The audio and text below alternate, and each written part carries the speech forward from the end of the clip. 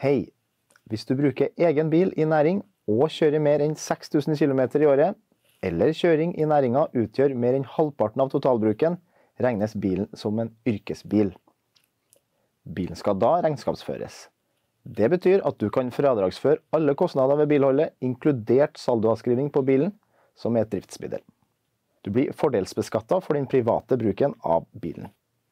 I dette eksempelet skal Tom kreve fradrag for bilkostnadene han har hatt i næringa. Han er nå logget inn i skattemeldinga og scroller ned til temaet næring. Han har tidligere gjort seg ferdig med utfylling av næringsspesifikasjonen, men han har glemt å legge til fradrag for bilkostnadene han har hatt i næringa. Tom velger tilbake til næringsspesifikasjonen. Så scroller han ned til temaet kostnader. Han kan for eksempel søke på bil eller kjøretøy i søkefeltet oppe til høyre. Eller han kan trykke på «Se hva du kan legge til». Han velger kostnader til kjøretøy brukt i næringsvirksomhet. I regnskapet finner Tom alle kostnader til kjøretøy brukt i næringsvirksomheten sin. På konto 7000 drivstoff fører han opp 24 000 kroner. Videre har han 22 000 kroner i kostnader til service, dekkskift, vindusviskere med mer, som han fører på konto 7020 vedlikehold.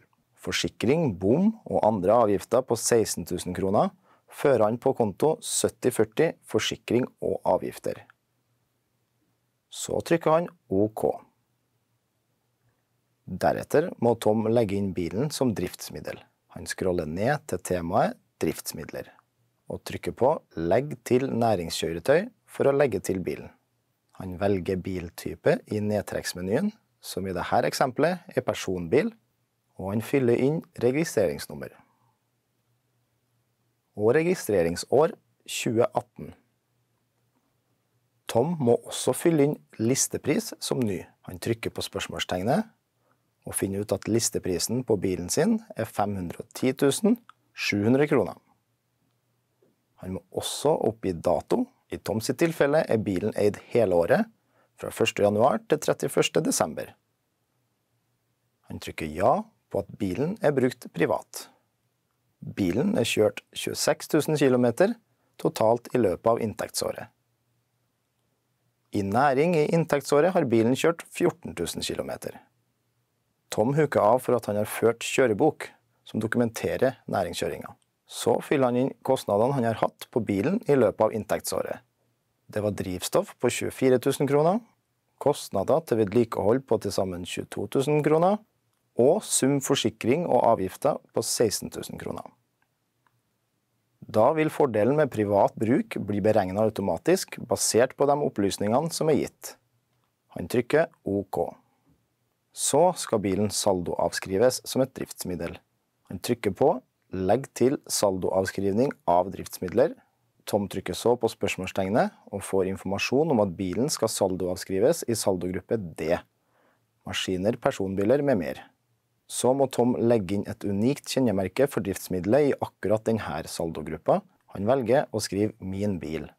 Og han legger inn beskrivelsen av driftsmiddelet som bil. Han skriver inngående verdi 1. januar, som var 261 400 kroner. Tom må også fylle inn sats for avskrivning og trykke på spørsmålstegnet for å finne satsen. For saldogruppe D er den på 20% som han fyller inn i feltet. Tom må også oppgi om han fortsatt eier driftsmiddelet. Beløpet for saldoavskrivning blir automatisk beregnet til 52 280 kroner. Han trykker deretter OK.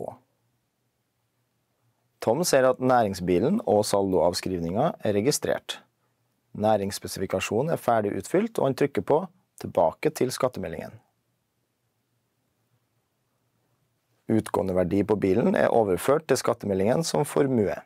Dersom formuesverdi på bilen allerede er forhåndsutfylt, må denne fjernes slik at verdi på bilen ikke blir med 2 ganger. Når han har endret og kontrollert skattemeldingen, sender han den inn. For mer informasjon, se skatteetaten.no/fradragsveiviser. Lykke til!